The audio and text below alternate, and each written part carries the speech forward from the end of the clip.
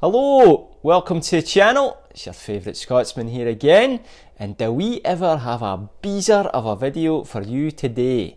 If you're 65, sitting on around $700,000 in assets and want to know if you can retire, then listen in as the next few minutes are going to answer a lot of your questions. Let's get stuck right in. What we're going to do here is we're going to walk through a scenario with Andy and Tessa, who've just turned 65 and have about 700,000 in RRSPs and are planning on retiring at the end of this year. They've also got 100,000 across 2 TFSAs, but we're not going to include that. We're going to make that a reserve so it covers one-time expenses as they come up. You know, like a new car once the old dog packs in, new shingles on the roof, family vacations, these types of expenses. For this assumption, we're going to assume that there's no other income other than CPP and OAS. They've elected to collect both this year after turning 65 and will both be eligible for the maximum amount. We've assumed a 5% investment return across all time periods, 2% for inflation, and a life expectancy of age 95. Okay, let's dive in, and as you can see, I've brought up a chart here on the screen. This is the value of Andy's and Tessa's RRSPs over time. You can see that the RRSPs remain fairly level for a while before slowly starting to deplete, before really depleting as they move into later life. Next on the screen is a lot of numbers that can boggle the mind, so you may want to just put a little pause in this video so that you can go back and have a proper look. But this is showing the value of the RRSP over time in numbers. I've highlighted this section in yellow for your reference. Alright, these charts are all nice to look at and whatnot, but what does this mean in terms of annual spending? Bottom line is, based on the assumptions used, Andy and Tessa can have an after-tax, inflation-protected income of $76,300 every year. Here is a cash flow summary chart outlining where this is all coming from. Couple of points to make here. You can see the total tax column and the taxable income column that I've highlighted in yellow. This is based on current tax rates and assumes that income splitting will be available throughout the duration of Andy and Tessa's lives.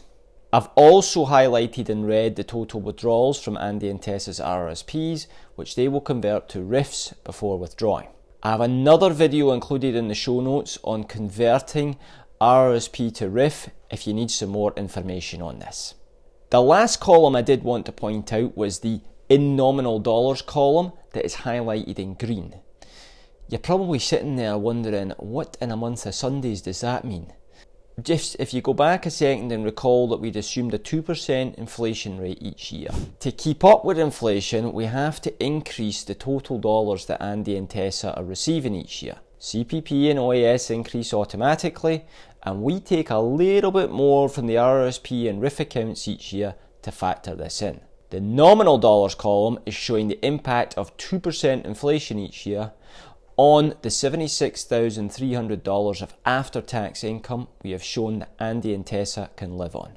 If you're a visual person, you can also see it in this chart. Ignore the current year. For the purposes of this illustration, that doesn't matter.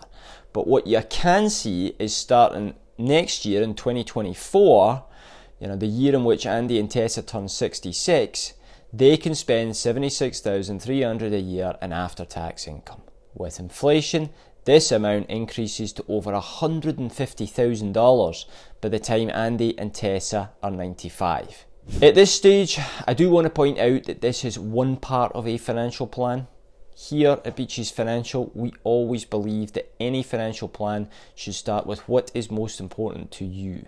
When you start your plan with what is most important to you and your values at the forefront of the conversation, all the financial decisions that need to be made thereafter just become so much easier. In this video, we're looking at it purely from a numbers standpoint. If you're in a similar position to Andy and Tessa, you now have a rough idea of what you can spend in retirement. If this matches up with your needs and expectations, then we're off to a good start. If it doesn't though, then tough luck. Just kidding, by the way, before you start hammering away in the comments section. So, how can you apply this to yourself? Before we get into that, if you haven't already done so, please do subscribe to the channel so you don't miss out on any future videos. Alright, sales pitch over. How can you apply this to yourself? The first and most important thing is you must have a handle on your monthly expenses. Without knowing what you need to fund your lifestyle, you're missing the key ingredient of any retirement plan. So you'd be as well asking John from across the road whether he thinks you can retire or not. His answer would be about as useful. Ultimately, we all have different lifestyles, and what you need for retirement is very different from what John with his fancy Ferrari from across the road needs for retirement. With a bit of luck though, by this stage, your kids will have moved out or are close to doing so, and your mortgage may have been paid off. That's two big expenses that are really going to help out here. Also consider that once you retire, you may no longer need 2 cars. And oddly enough, you won't have to save for retirement. In this example we used with Andy and Tessa, we kept the spending level at $76,300 every year. Everyone is different in this, and amounts differ significantly depending on your lifestyle, but do consider that in the early years, or go-go years of retirement, you're likely to spend more as you do travel and all the things that you've wanted to do with all this newfound free time that you have. You're hopefully fit, relatively healthy, and raring to go.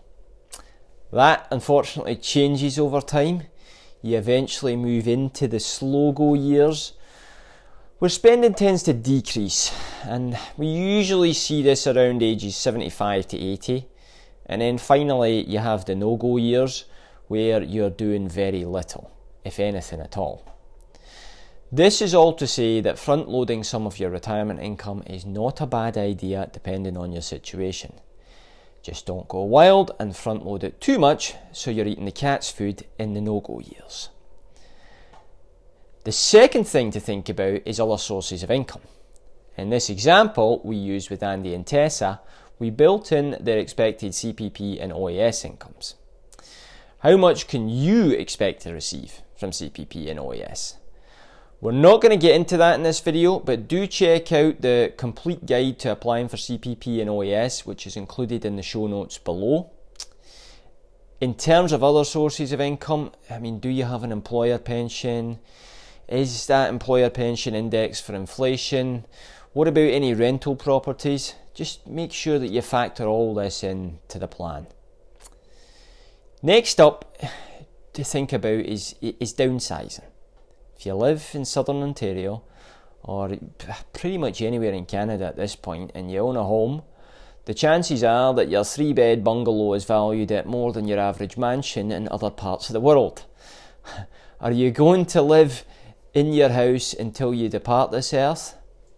Probably not, let's be honest.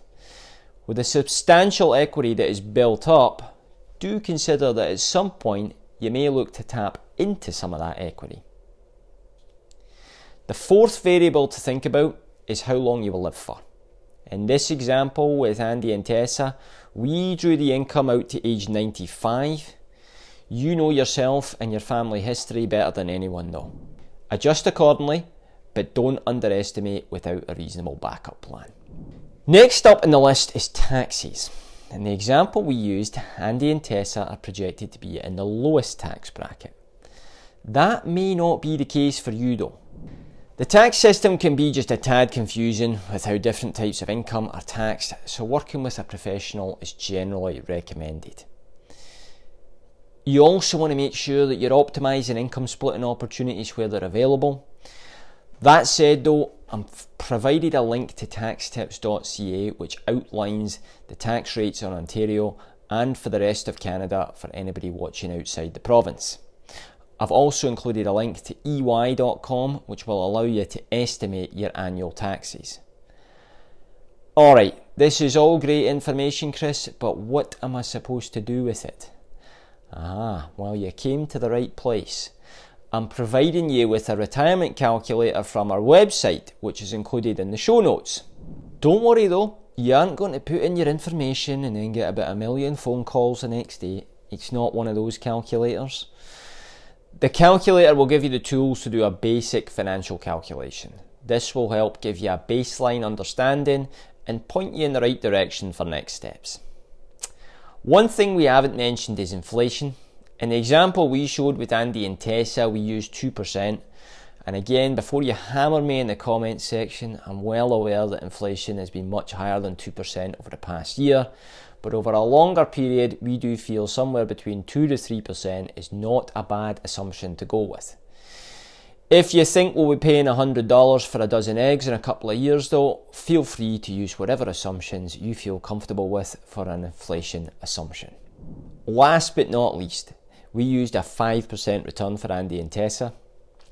I've obviously no idea how your portfolio is structured, but I would think for most of you sitting here at age 65 right now, an assumption of anywhere between 4 and 6%, depending on your appetite for risk, would be pretty fair. Personally, I always prefer to err on the side of caution with this and would not recommend going any higher than 5%. Alright, at this point, if you're in a similar position to Andy and Tessa, 65 years old and give or take 700,000 in investment assets, if you follow the steps outlined, you should have a rough idea from a numbers standpoint at least as to whether or not you can retire. Of course, whether or not you can retire is more than just assets and income sources. None of that stuff matters unless you're designing the life that you want to live to make the absolute most of those wonderful retirement years. Make sure that you have a solid foundation in place so that you can lead a retirement of meaning, intention and purpose. I'm going to leave you with that thought and call it a day for this video. I hope you've enjoyed the content. If you did, I would kindly ask that you consider hitting the like and subscribe buttons before you go, if you haven't already done so. They do get awfully lonely down there. Have a great rest of the day, and I'll see you next time.